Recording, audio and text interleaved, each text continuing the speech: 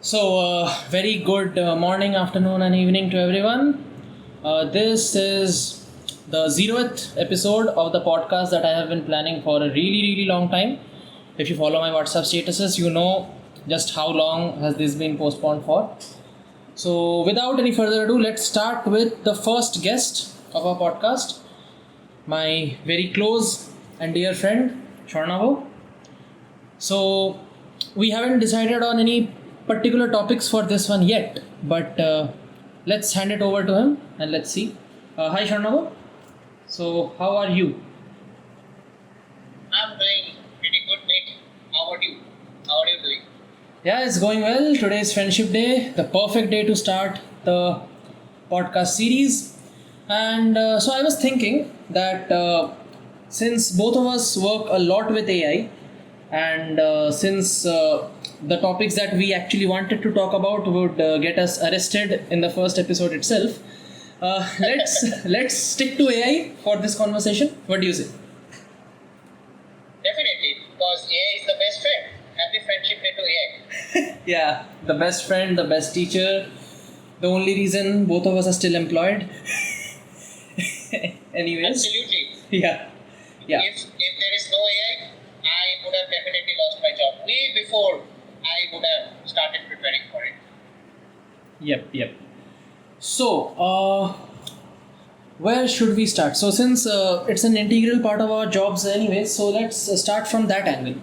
Like, how do you use AI in your day-to-day work? Like, for your job, for your personal projects, for all that. How do you use it? Okay, I'll be honest. Everything, every single bit of thing, my life is dependent on AI. Like there are two ways people use AI. Either you use it as a side friend of yours, where you are doing a particular task, you ask it to help it or suggest it for a particular task, and you can finish up your task in a much faster time. This is how normally people advise you in other YouTube videos or explanation videos. This is how you should use AI. But I am Swarnava. I try to use it a unique way. I don't rely on it partially. I rely on it fully. My life is so dependent on AI that the basic things which I learned in my school or even in my university days, it's not like I've forgotten them, but I'm not using them. Like I'm not using my own skills to apply something in my job.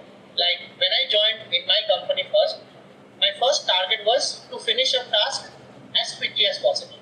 Now, you have also seen how tasks are being assigned by your manager to you. They give you a task, they ask for your opinion, what's the preferred time you can finish it off. I give them a preferred time, maybe 5 days, or let's say 7 days is my time span to finish up a task. And then we start to begin with, right? So what I do is, if I get a task, I don't tell my manager what time I would take to finish it up.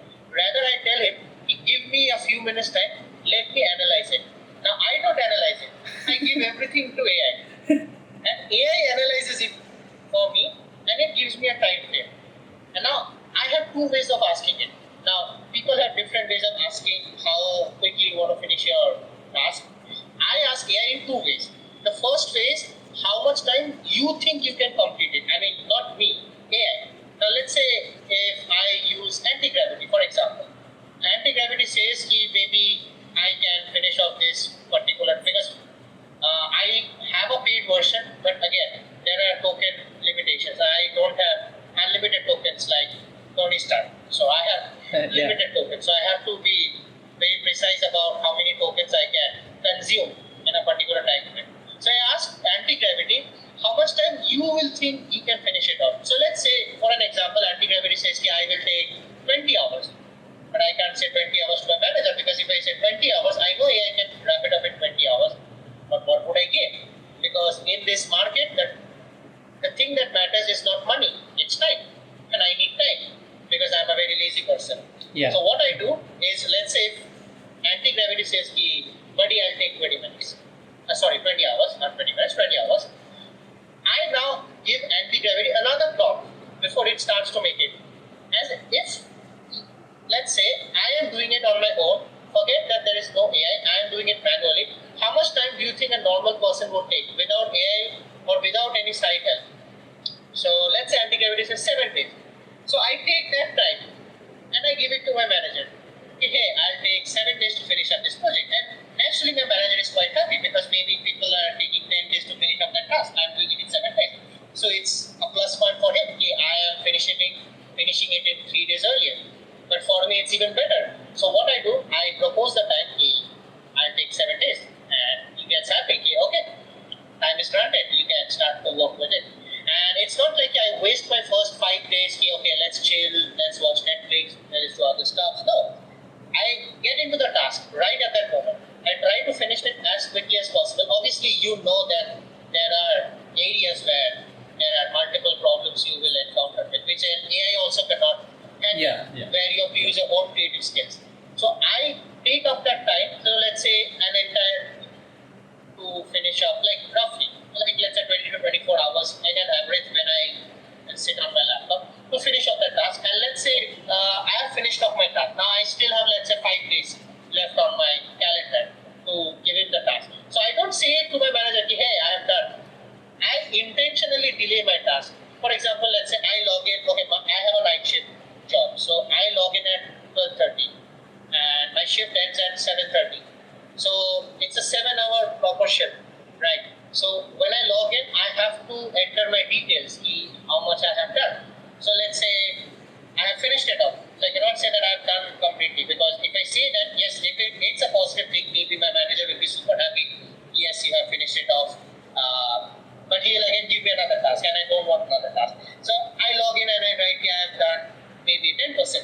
And when I just log in, I open Netflix, I open some other things because I don't sleep at night because I have to be awake. So I waste my time in many aspects, either watching movies, series, playing games. Obviously my laptop cannot handle that heavy games, but still whatever games that can handle, I do that. And yeah, that's basically how I approach my tasks. How about you, Sukarlan? Like, this is basically my way of approaching. Okay, that was very informative actually. I will neither confirm nor deny whether I use the same method myself or not. But let's hope that neither of our employers actually find this video out. So, yeah, that's one point. But yeah, I do agree with your point regarding the inflation of tasks. Like, the quicker you do tasks, the more your expectations will rise, the more your manager's expectation of you will rise. And if you suppose do a 7 days task in like 20 hours and maybe show it at the end of the second day, they will obviously feel like either they would feel like you are a really efficient engineer who works really well, who works really fast. But there is another aspect to this that I have witnessed myself. That is, even if the task is very difficult, if your manager is a non-technical person, then it's a very risky thing to do it very quickly. Because if your manager is a non-technical person and you do a task really quickly, he will feel like the task was very small. And then his perception of you will change, that you willingly took a very small task and asked for a really long time at the beginning. So that is also very, not I would say unknown, but rather a very underappreciated or under-recognized risk of being too efficient in this job market. That's one of the things that I have observed. Yeah. And regarding my own approaches, I do have access to ChatGPT Cortex and anti-gravity from the free geo plan that's available right now. I used to have a company Claude, but due to some reason it got banned. I'm not sure how it got banned, because most likely 3 or 4 of us were sharing that, so maybe the sharing was not allowed in a normal pro plan. So most likely because of that. But yeah, with Claude gone, it's completely up to Cortex, because anti-gravity, in my experience, is very, very trash. What do you think of anti-gravity in your experience? Is it good in your experience, or is it just trash as I have felt like? From my perspective, I'll not say it's exactly trash, but I'll not even say that it's super good like Claude Code.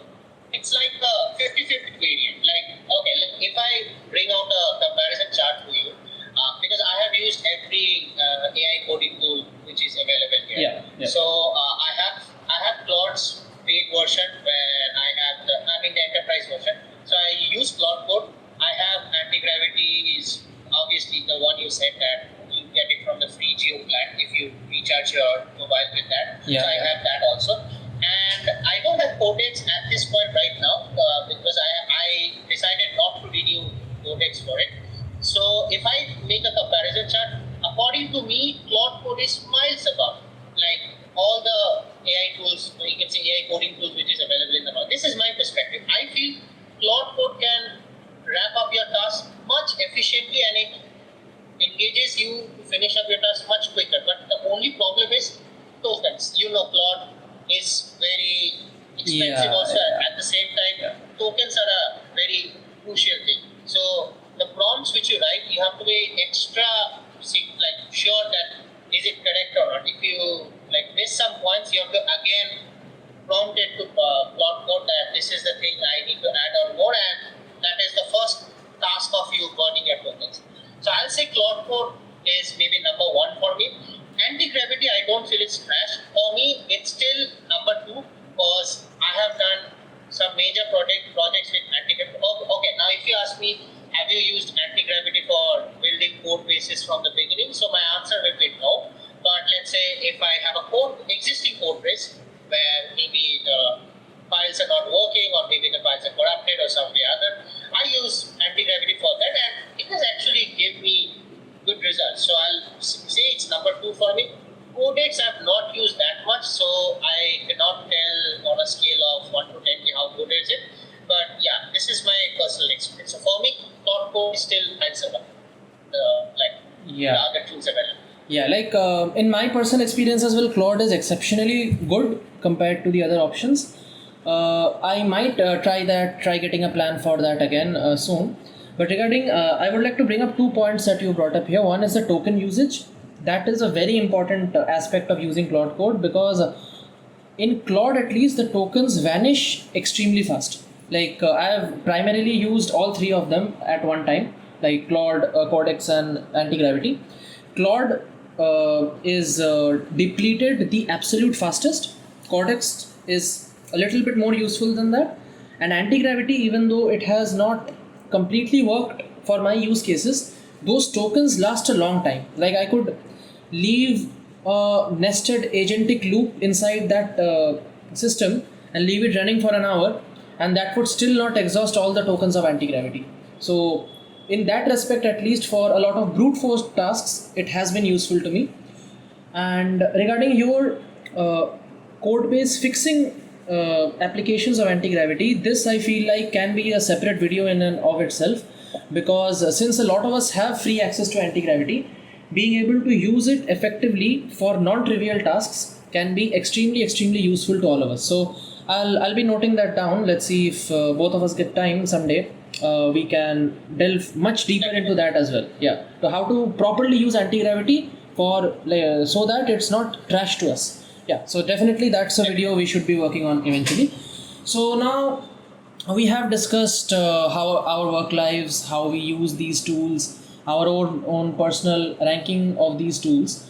But then there is also the aspect of non-job related things. Since we are engineers, our work is related to engineering in some way or the other. But apart from software engineering and related fields, there is a lot of use of AI in a lot of different branches. For example, I maintain 2 different blogs. Some of the listeners might have seen that in my status as well. So in blog writing, a lot of AI is used by many people. They just don't care about the authenticity or the creativity behind their task. They just come up with a topic and ask AI to generate something end to end. And in fact, I have also noticed sometimes people don't even generate the topic themselves. They just ask the AI, give me top 5 topics to write about, and then feed the same topics into AI itself. So this is just one of the examples that is close to me personally because I maintain a blog. But there are related things in art, in video, in music. And so my question to you is, what do you think of the use of AI in creative fields, which is not related to a day job? Maybe they can monetize it, but it's not their primary day job, and they are just using AI to create something and then labeling themselves as the creator of the thing. So what do you think of that? both in terms of the ownership and in terms of the creative aspect and the authenticity of the generated thing itself. So, what's your take on that? So if I talk about the creative aspect, my first and the most clear point, I know I can get hate for this point, but this is the fact. AI is killing our creativity. This is the ultimate thing. Yeah, maybe many can argue, okay, no, we are using AI for like brushing up our creativity skills to build up more things which will, okay, I'll give you a simple example. So AI video making. So Yeah. you have seen AI video making in this current market is a very popular thing. Everyone in the world is trying to use AI video making. Either it's failed or maybe the most simplest Gemini model to make videos. But what's the biggest challenge you face? So if I talk about my perspective, because I have tried making videos on my channel and I have actually posted them on YouTube. Now I have got mixed reviews. So let's talk about authenticity. So if we talk about authenticity, obviously the script comes completely on your imagination. So for example, so Zach Films, if you have seen on YouTube, very famous content creator, Yeah. who does 3D animation videos. So for example, I try to not copy exactly, maybe take inspiration from Zach Films and I try to make my own channel. Now obviously Zach Films is existing way before AI came into the picture. So let's say I want to try doing something close to Zach Films. So what can a normal person do? Maybe he can pick up one random video. Now you have so many options to analyze a video. Now no one has to see a 7 to 8 minute video on their own and write their own script. You can just open Gemini or you can open Notebook LM. You can just paste the video link. You ask it to give it a summary.